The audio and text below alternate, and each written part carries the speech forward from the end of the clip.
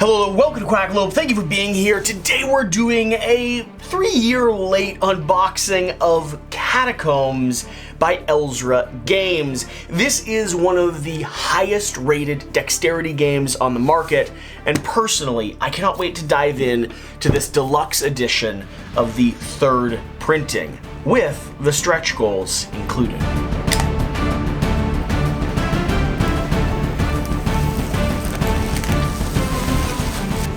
Let's go ahead and start opening this beautiful thing up. Oh man, this box is a little bit tight.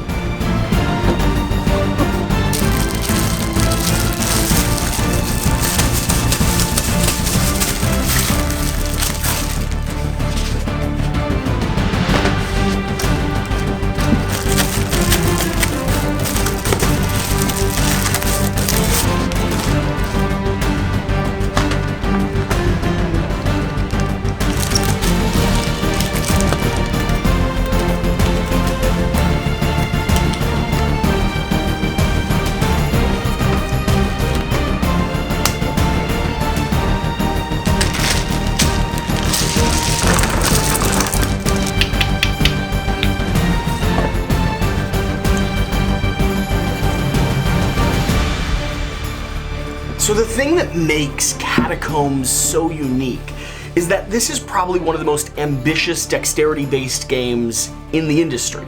I actually discovered it through Shut Up Sit Down back, 3 years ago when I first started getting into this hobby space. Honestly, probably a little bit more. This was one of the first Kickstarter projects I backed, and I backed it all in because I wanted the promise of what Catacombs said it was, and what Shut Up Sit Down said it was as well. If you see here, we have the Shut Up Sit Down seal, we have the We're Not Wizards recommendation, we have the Tabletop Games Geek Dad approved, we have the Seal of Excellence, we have the Dice Tower mark, we have the, it looks like an international mark. It's got a lot of different labels and awards. But does that make it a good game? What Catacombs is promising that it will be, what it was promising that it would be, is the most epic, ambitious dexterity game in the genre, full of playmats and cubes and flicking options and storylines that you can go down. And despite the fact that I actually don't love the game itself, I'm keeping it for one very, very important reason. This is the perfect dexterity hybrid for a D&D campaign, for a RPG world, for a system where you want to throw things on their head. Now, I think I would love Catacombs if I was able to get into it more than I have been so far, but honestly, the biggest barrier to entry for me in this genre of game is just getting it to the table. It's got a lot of nuance and a lot of mechanics and a lot of rules, and I usually end up not being able to get it in front of me, hence not opening up my box for a multitude of years. Now, I did own a small box version of this game. I played it back in the day, but we decided that it just wasn't something that we were going to pull off and get to the table often enough to justify. But I'm starting up an RPG group, and some of these components I'm going to be putting to use. So let's talk about the first thing that I pulled out of that box, which are going to be this whole slew of playmats. The 3rd edition of Catacombs removed the cardboard playmats and put in vinyl neoprene mats for all of the different scenarios. And this, for me, is one of the best adaptations they've made. They slide much better when you're flicking discs on these terrain. The artwork and graphics are visceral and absolutely lovely. And for, like I said, the RPG world, these are amazing little battle zones full of vibrance, life, and color. And I'm honestly really impressed with how the quality has held up after being in a box for about 2.5 years. They really do look absolutely incredible. And it has that classic RPG aesthetic. It has that D&D look and vibe while still absolutely painting its own version of kind of what this world and what the Catacombs world looks like. I actually really love the artwork and the aesthetic and the approach that they've taken with a sort of toony style dark fantasy world. And this would not be a Quackalope video if I didn't dive into just a touch of the story. Deep within the jagged valley of the Forthorn mountain range, beyond the eastern desert in the land of Kimatu, stands the town of Stormrhine. This remote settlement was built on the site of a vast network of underground catacombs. These are the remnants of a lost civilization of warrior priests and Udras, who possessed the secrets of Talrun, the enchanted lava dust. This dust is found naturally in nearby Joreel Cave and used as an alloy in the crafting of valuable amulets of fantastic potency. It is the Talrun that has attracted traders and craftsfolk to settle in the town despite fears and rumors of what may lurk in the dark, largely unexplored tunnels beneath it. As the town has expanded, infirmaries, inns, taverns, and temples have been built, overshadowed by Castle Mepoth. During the construction of the castle, the entrance to the catacombs was sealed, and the townspeople eventually ignored its existence. And that's where we come in, because we are breaking into the catacombs, and let's just say, bad things are rising up from the depths. Now, like I've said a few times, Catacombs is a RPG dexterity game, and we have piles and piles of these tokens that I apparently did not seal in the box there, including giant bricks and mortars that get placed down to create barriers for where you're flicking your discs, your own characters, which will be your heroes that are moving around the board, and a whole slew of tiny little discs that are utilized for things like special powers and abilities. Now, all of these discs actually need stickers applied, and I'll talk about that in just a moment. But before we get there, imagine that this was an epic-looking fantasy knight, and these were some of his swords, weapons, powers, fireball, mage spells, trap tokens, whatever you can come up with. And you're sitting here, and you're trying to take down the big bad, who's going to be the giant orange cube in the center of the fire pit. And you're going to be placing your disc next, and flicking.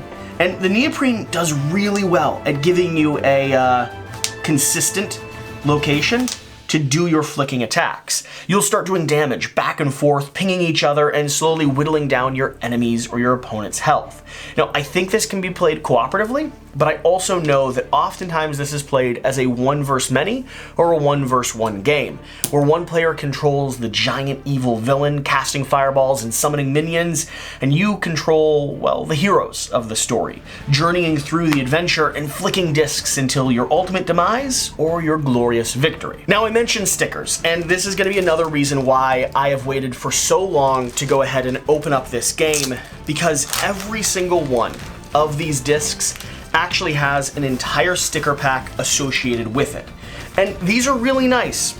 Trust me, once you have all of your discs fully covered in stickers, the game looks beautiful. However, I am not a very patient man, nor am I very dexterous with my chubby little fingers.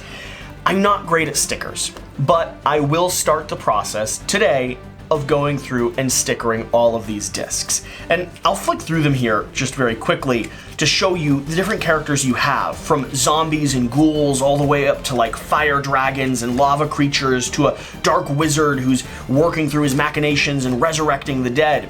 We have our little promo characters here with a dog and a wolf and allies. We have our giant big bosses, and we move the whole way up to like massive sticker sheets. A yeti, a dead horse, a giant 15-eyed spider, demon spawn beasts. We have spider webs and trap tokens that'll get placed down onto the board to create blockages for where you're trying to flick your discs. We have directional items and things like a rooster, which I always find to be entertaining because it's a murder rooster and it will slay everything.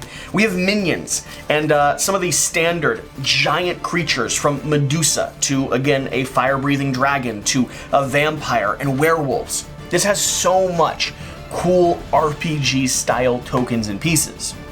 Now, in the game itself, you're going to be controlling and utilizing all of your different characters' special abilities to flick discs and try to ping and take down health. It's really a game all about dexterity, and that's fun.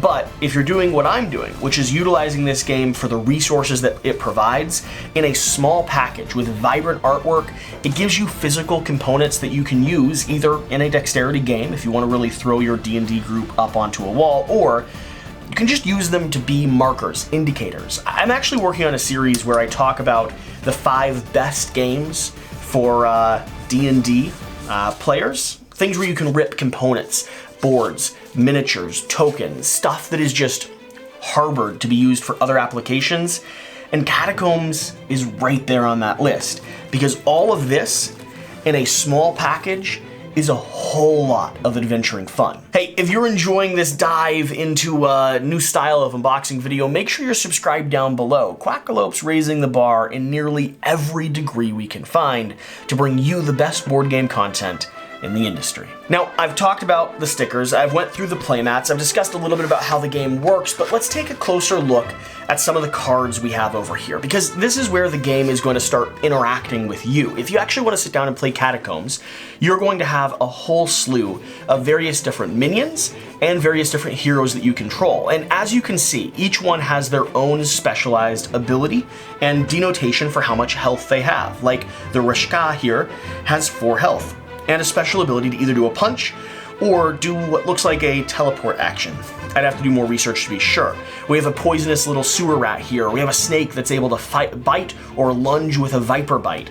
We have a blood skull that's just able to do a straight up physical attack to you, and so on and so forth. We also are going to have a ton of special powers and abilities, and each one of these decks starts getting filled to the brim with brand new unique characters, with brand new unique abilities that you can attach to your characters, like equip yourself with a bow or an archer or a greatsword, and different types of ways that you can interact with the game state. You can play through a campaign, leveling up your characters as you go, getting more and more powerful ability cards that give you special actions. Flick a disc to one area, jump there, then flick a second one, or fire 3 arrows at the same time by stacking them on top of each other and hoping that you hit into the right direction. It really does, as far as I'm concerned, push the line when it comes to innovation on the side of dexterity games. I don't know of an idea that Catacombs has not explored. Now, that does make it hard to table, and it does make it a little bit more complicated than personally I prefer. All of these cool characters, all of these amazing opportunities, like a horrific murderous chicken, all of these things not only provide asymmetric gameplay and new ways or new variables to explore the game, they also provide icons and information you need and tokens that you need to get to the table and nuance to the actual approach that you have to take.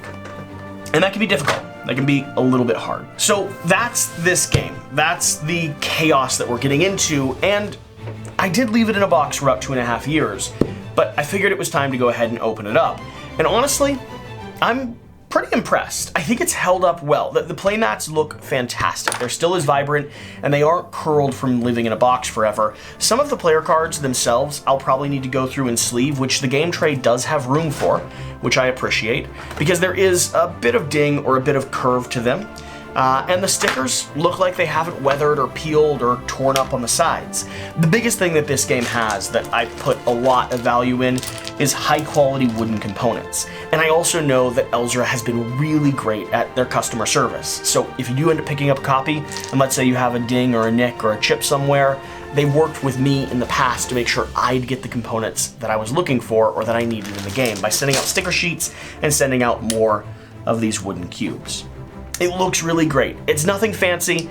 The cardboard is not overwhelmingly thick for the tokens. The bag here is not embossed or stitched as you might see nowadays with some of your newer Kickstarter projects, but the stuff that's important is really well made. I like these big chunky wooden bricks. I like these neoprene playmats a lot, and I like the art, the graphic design, and the style of what they're doing here in Catacombs. Will I like the game? I don't know. I'm gonna give it a few more tries. But will I keep the game? Absolutely. It's staying in my arsenal of things that I can use for my RPG fantasies. Thanks for watching. Thanks for being here. Let us know if you're enjoying these 2.5 year late unboxing videos. Hopefully you are. We're happy to continue doing more. Lord knows I have some games still downstairs.